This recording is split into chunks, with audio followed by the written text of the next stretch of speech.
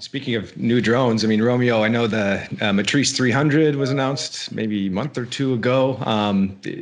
Very influential for our audience of commercial drone pilots. I mean, what can you say about kind of the Matrice 300? I don't know if you have insight into some of the thought process at DJI and kind of some of the markets they're really aiming at integrating with this. Yes, that's a good question. Yeah, this is an interesting platform, and we worked fairly closely with the R&D team. There were other features I wanted to really see in this platform. Unfortunately, you always think very, very big, and then you kind of meet reality and you come up with something that may not be as big as you initially wanted it to be, but still is a leap forward. And I think one of the things we're seeing is that the payloads, obviously, the data is, what you need. And in order to get the data, you need payloads, you need sensors. And we're seeing when we released the XT2, the visual and thermal sensor both in one package. For the first time, we saw this dual combo, and we've built upon that. So now with the M300, we can have up to 4 sensors in one payload. So we have a wide angle camera, we have a zoom camera, we have a laser rangefinder, and we have a thermal camera, all in one.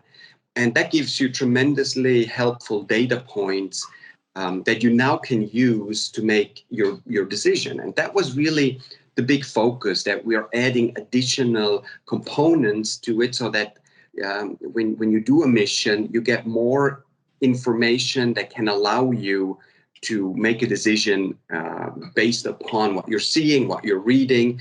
And that's definitely the M300. We also did a lot of configuration internally on it to make it more compact, also a little bit more secure to weather environments, and added components to it like the health management system, very much in line with what we're seeing in the airline industry or in the crewed aviation. Better data of what is happening inside the platform. What are the error codes? What do the error codes mean? When is it time for maintenance?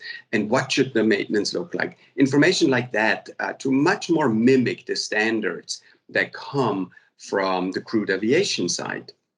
And I think overall, it's a big step forward. Now, I always like to go back to when we released the Mavic 2 Enterprise, the small little platform, and we added 3 attachments to it back then, a beacon light, a spotlight, and a speaker.